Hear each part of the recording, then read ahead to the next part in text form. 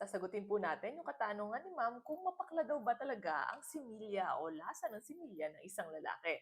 So what do you think before natin sagutin yan? Comment down below.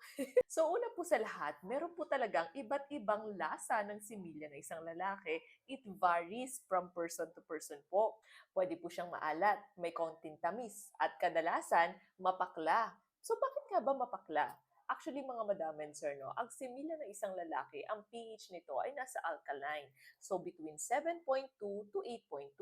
Ito po yung dahilan kung bakit nagiging mapakla ang lasa ng similya ng isang lalaki.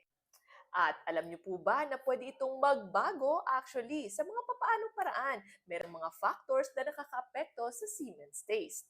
So una, diet. Kapag sir, ikaw ay madalas kumain ng pinya, papaya, oranges, kiwi, nakakaapekto ito sa lasa ng inyong similya. Sa papaanong paraan? Mas nagiging konting sweet at nagiging sabihin na lang nating less bitter taste. Pero sir, kapag ikaw naman po ay mahilig uminom ng alak, uminom ng coffee, mahilig kumain ng onion, garlic, asparagus, mas pumapabor naman po ito sa Alkaline.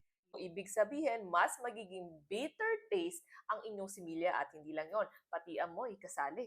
Next, number 2, hydration. Kapag po si Sir ay mahilig uminom ng tubig at may proper water intake sa kanyang katawan o kanyang ginagawa, nagkakaroon po kasi ng reduction or less po yung chemicals sa kanyang similya. So definitely, it leads to milder scent or sabihin na lang natin milder taste na tinatawag. Yung kanyang pH sa kanyang similya ay nagkakaroon ng difference or affected po ito.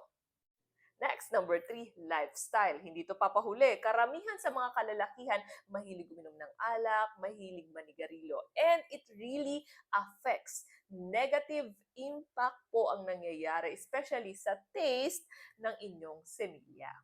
So ang katanungan, okay lang po ba or safe po bang lumunhok o mag-ingest ng similya ng isang lalaki? Actually, it's a yes, but kung meron po siyang infection, sexually transmitted infection, definitely kayo po ay mahahawa. So kailan hindi normal ang similya ng isang lalaki? Kapag po merong abrupt change, ano? Yung biglaang pagbabago. Like for example po, yung color, yung smell, yung taste, or even nga po pag meron kayong pain na nararamdaman at fever kung sakali, mga madam and sir. No? Bakit po? Kasi posibleng meron po kayong infection, ano? At kailangan nyo pong kumonsulta sa ating mga urologist.